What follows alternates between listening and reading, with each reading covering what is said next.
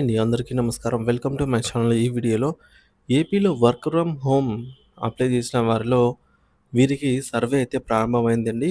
So, ఎవరు సర్వేకి అర్హుల జాబితా లిస్ట్ గురించి అయితే వీడియోలో తెలుసుకుందాము. వీడియోని అయితే ఎక్కడ గాని స్కిప్ చేయకుండా ఎండ్ వరకు చూసేయండి. అప్పుడు ఇన్ఫర్మేషన్ పూర్తిగా అర్థమవుతుంది. అలాగే వీడియో చూస్తున్న ప్రతి ఒక్కరు వీడియోకి లైక్ చేయండి ఫ్రెండ్స్. ఈ వీడియోని తోటి మిత్రులతో అయితే షేర్ చేయండి.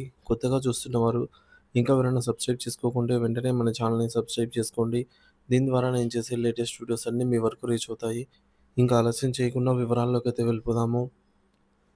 ఫ్రెండ్స్, ఇక విషయానికి వచ్చినట్లయితే ఆంధ్రప్రదేశ్‌లో యూత్‌కు గొప్ప అవకాశము. వర్క్ ఫ్రమ్ హోమ్ ఉద్యోగాల కోసం రాష్ట్ర వ్యాప్త సర్వే ప్రారంభం.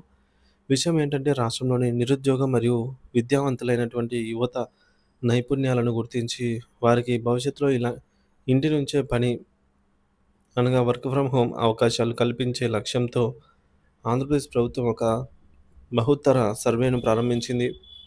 ఆగస్టు 1వ తేదీ నుంచి ఈ సర్వే రాష్ట్ర వ్యాప్తంగా గ్రామ, వార్డు సచివాలయాల ద్వారా నిర్వహించబడుతోంది. సర్వే యొక్క ముఖ్య ఉద్దేశ్యం ఏమిటి అంటే, ఈ సర్వే యొక్క ప్రధాన లక్ష్యం రాష్ట్రంలోని వివిధ విద్యార్హతలు కలిగిన యువతీ యువకుల డేటాబేస్‌ను సిద్ధం చేయడము.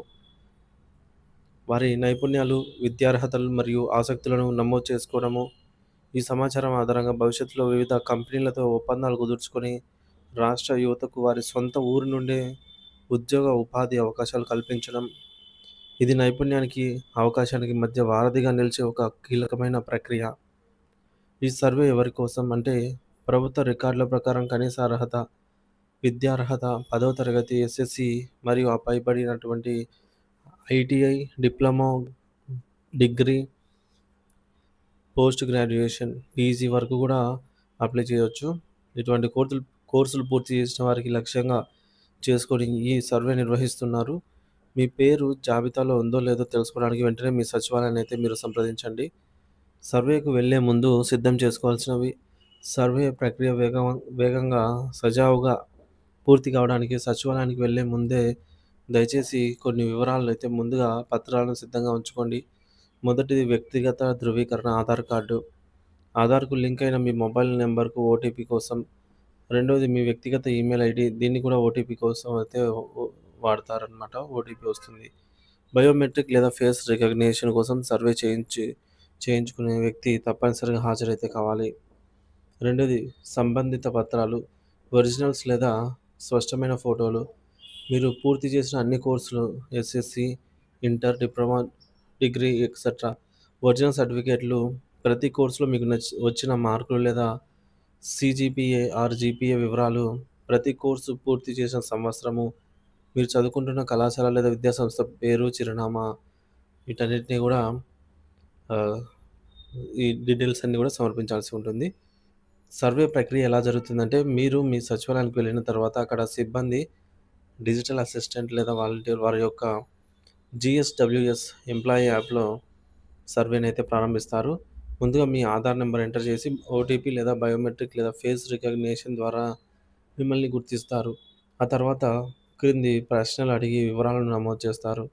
మీకు తెలిసిన భాషలు చదవటం, రాయటం, మాట్లాడటం గురించి.